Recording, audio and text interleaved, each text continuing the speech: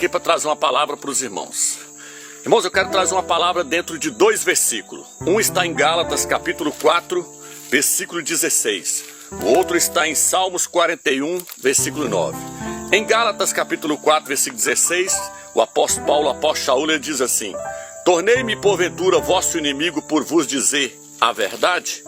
Paulo disse assim: eu me tornei inimigo de vocês por pregar a verdade para vocês? Por que ele disse isso? Porque quando ele começou a pregar as verdades do Eterno, ele criou vários inimigos. E uma grande parte desses inimigos era o seu próprio povo, eram os judeus, os ialdins. E eu creio que na internet aí, no meio da religião, eu creio que eu sou uma pessoa que tem mais inimigo do que qualquer pessoa. Por quê? Porque eu bati de frente contra o sistema. Eu preguei contra esse nome Jesus, mostrando que o nome do Salvador não é Jesus. O nome do Salvador é Yahshua. Eu trouxe a questão do nome do Eterno, mostrando que Senhor significa Baal e que o nome do Eterno é Yahweh. Então, por causa disso, eu criei vários inimigos dentro desse sistema. Eu bati de frente contra a doutrina da Trindade, mostrando que o Eterno ele não é constituído de 3 pessoas, ele é uma só pessoa. Por causa disso, eu criei vários inimigos aí dentro do sistema. Eu preguei contra a questão do dízimo, eu preguei contra a hierarquia dentro da igreja, eu preguei contra isso, preguei contra as divisões, mostrando que só pode haver uma igreja em cada cidade. Então, por causa de várias doutrinas que eu trouxe aí no YouTube aí, eu sou uma pessoa que eu creio que é a pessoa que tem mais inimigo dentro da questão da religião. E essas pessoas que são meus inimigos são meus irmãos. Igual o apóstolo Paulo, o apóstolo Shaul. A maior parte dos seus inimigos eram judeus, eram ialdins. E eles eram inimigos também do próprio Salvador. Eles se levantaram contra o próprio Salvador com as verdades que o Salvador trouxe. Então, dentro do sistema aí de religiões aí, eu creio, Romilson, eu creio que o Romilson é aquele que tem mais inimigo dentro dessa questão da religião. Por quê? Porque eu vos tornei inimigo porque eu preguei para vocês a verdade. Para muitos aí dentro do sistema aí, eu virei inimigo deles, porque eu preguei a verdade do Eterno. Para você que está me assistindo aí, você que pertence a alguma denominação, talvez eu me tornei seu inimigo por falar a verdade para você. Mas essas verdades que nós falamos foi tudo baseado dentro das Escrituras. Mas a palavra que eu quero trazer para você que pertence a uma denominação é a seguinte: eu não sou o seu inimigo. Ainda que você me tenha como inimigo, eu não sou o seu inimigo. Entendeu? Porque a minha luta não é contra a carne nem o sangue, é contra os principados e potestades, contra os espíritos malignos que atuam nas regiões celestiais. E um dia o Eterno vai mostrar para você que nós estamos com a razão, que o nome do Salvador não é Jesus, o nome do Salvador é Yahshua. Não estou dizendo que você vai perder a salvação por você não acreditar em Yahshua, não estou dizendo isso. Por quê? Porque eu creio na predestinação. Eu creio que a pessoa já nasce predestinada para ser salva. Mas quando eu prego Yahshua, é para a pessoa crescer na graça e no conhecimento e para que a pessoa possa alcançar o reino, possa se tornar um vencedor. Não vou entrar aqui nessa questão. A questão aqui é o seguinte: me tornei inimigo de muitos por pregar a verdade do Eterno. E agora eu quero ler uma outra passagem que está em Salmos 41, versículo 9. Aqui diz assim: até meu amigo íntimo, em quem eu confiava, que comia do meu pão, levantou contra mim o calcanhar. Essa profecia que ela se cumpriu na pessoa do Salvador, Yahshua. Judas, seu nome é Yalda. Judas se levantou contra o próprio Salvador. Ele comeu do pão junto com o Salvador, na mesa junto com o Salvador, andava junto com o Salvador, porém ele levantou-se contra o próprio Salvador e traiu a confiança dele, e traiu a própria pessoa do Salvador. Então, no nosso meio, tem muitos irmãos aí que me ligaram querendo me conhecer, e aí eu abri as portas da minha casa para eles. Irmãos lá de São Paulo vieram na minha casa, recepcionei eles, tratei eles super bem, comeram no mesmo prato que eu como, comeram nas mesmas panelas que eu como, dormiram na minha casa, tratei eles da maneira melhor que eu pude tratá-los. Levei eles no monte para orar, passeei com muitos deles aí na minha cidade, ofereci o melhor que eu tinha para eles.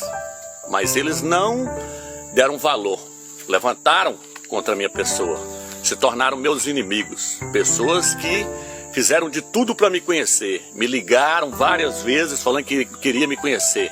Lá de São Paulo, por exemplo, diz que se tornou meu inimigo porque eu prego a questão do partir do pão. Mas o interessante é que desde quando eu comecei a pregar o evangelho no YouTube, eu já pregava a questão do partir do pão. Então, no partir do pão, só para resumir esse estudo, vamos ler só mais essa passagem. No livro de 1 Coríntios, lá fala que quando a pessoa vai comer o pão, vai partir o pão, a Bíblia diz que ele deve discernir o corpo do Mashiach. E aí a Bíblia diz que nós somos o pão, ou a Bíblia diz que o corpo do Mashiach é o pão. O pão que é partido ali simboliza o corpo do Mashiach, que foi partido por nós. Então quando você vai partir o pão, você tem que entender que o corpo é um. Aquele pão que você está partindo, você está entendendo que aquele pão ali é o corpo do Mashiach, que foi partido por nós. E o corpo do Mashiach é um. Se você tomar a ceia sem entender o que é igreja, que a igreja são todos aqueles que aceitou o Mashiach como único Salvador, se você não entender isso, se você achar que as denominações são igrejas, você não tem direito de partir o pão, porque você é um faccioso. Como é que você vai partir o pão se você é um faccioso? Como é que você vai partir o pão se você é um causador de divisão? Então nós quando vai comer o pão, nós temos que entender que nós todos somos um, somos membros uns dos outros. Só assim nós poderemos partir o pão, só assim nós podemos participar da ceia do Mashiach. Você não pode participar da ceia do Mashiach pertencendo a uma denominação, senão, meu amigo, você não entendeu nada. E esses irmãos viram esses vídeos, se levantaram contra mim porque eu preguei a questão do jejum. Ficaram com raiva por causa disso. Mas é interessante que eu sempre preguei isso. Mas mesmo assim eles quiseram me conhecer e veio aqui. E só depois eles se tornaram meus inimigos porque eu pregava a questão do partir do pão. Então tem alguma coisa errada. Por que eles então já não desistiram logo de me conhecer? Porque já viu que eu pregava essa questão. Por que eles viram e falaram, não, ele prega a questão do partir do pão, então não quero nem ir lá conhecer ele. Não. Eles ficaram loucos para conhecer a minha pessoa, se tornaram meus amigos, dormiram na minha casa, né? Fizeram ali eventos junto comigo, louvamos o Eterno no monte, mas aí eles se tornaram meus inimigos. Outros irmãos dormiram na minha cama. Eu cedi a minha cama para eles dormiram na minha cama lá durante mais de 10 dias, comeram ali junto comigo, ajudei eles na questão do canal deles, para o canal deles crescer. Eles alimentaram as filhas e os filhos deles através de monetização que eu ajudava nesses canais. Eles editavam, ganhavam dinheiro, sustentavam a sua casa com as monetizações, mas aí se tornaram meus inimigos. E aí depois que se tornaram meus inimigos, passaram a pregar várias doutrinas aí, dizendo que Yahushua veio de sexo, nasceu foi da carne e não foi do espírito, pregando heresias que... como é que eu vou apoiar uma heresia dessa? Nunca, eu não posso apoiar uma heresia dessa. Dizendo que Yahushua não foi gerado pelo Espírito do Eterno, que é o que está escrito lá no livro de Lucas, está escrito no livro de Mateus, que Yahushua foi gerado pelo Espírito do Eterno. Como se fará isso? Pois não conheço homem algum. Descerá sobre ti o Espírito Santo, e a virtude do Altíssimo te cobrirá com a sua sombra. No ventre de Maria, Maria era uma mulher virgem, pura. Não era uma mulher que já tinha perdido a virgindade, era uma mulher pura, uma mulher virgem. E Yahushua então nasceu de uma mulher virgem, gerado pelo Espírito Santo. Passaram a pregar essas heresias, passaram a pregar que o primeiro selo já foi aberto, que a tribulação já começou, sendo que nós nunca pregou isso. Eles mesmos já participaram de várias pregações, já editaram vídeos meus, eu pregando que a tribulação ainda não tinha começado, que para a tribulação começar tem que abrir o primeiro selo, o anticristo tem que fazer um acordo de paz com Israel, tem que assinar um acordo de paz. Enquanto o anticristo não meter a caneta lá e assinar um acordo de paz com Israel e os palestinos, a tribulação não vai começar. Essas pessoas editaram meus vídeos, mas nunca contestaram. Mas agora estão contestando tudo que nós estamos pregando. Pessoas que comeram nas minhas panelas, pessoas que comeram no meu prato, pessoas que comeram pão junto comigo, pessoas que dormiram na minha cama. Enquanto eu dormi no chão, cedi o lugar para eles, tratei eles super bem. Porém, virei inimigo dessas pessoas. Agora aqui fica a pergunta. O que eu fiz para essas pessoas para elas se tornarem meus inimigos? E será que essas pessoas nasceram realmente do Espírito do Eterno? Porque a Escritura nos diz que nós temos que amar os nossos inimigos. e orar por aqueles que nos perseguem. Paulo diz que a nossa luta não é contra a carne nem o sangue, é contra os principados e potestades, contra os espíritos malignos que atuam nas regiões celestiais. Então, o que eu posso ver é o seguinte: esses irmãos se infiltraram para poder fazerem amizade comigo, para poder ganhar confiança com os irmãos, para depois divulgarem essas heresias, ou então para receber glória humana.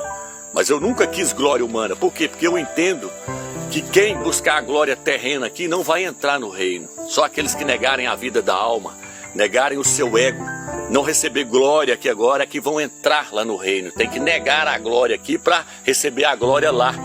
Então esses irmãos não entenderam nada do evangelho que o Salvador nos ensinou, que é amar os inimigos, onde lá os irmãos. Eu, porém, vos digo que não resistais ao mal. Mas se qualquer te bater na face direita, oferece-lhe também a outra.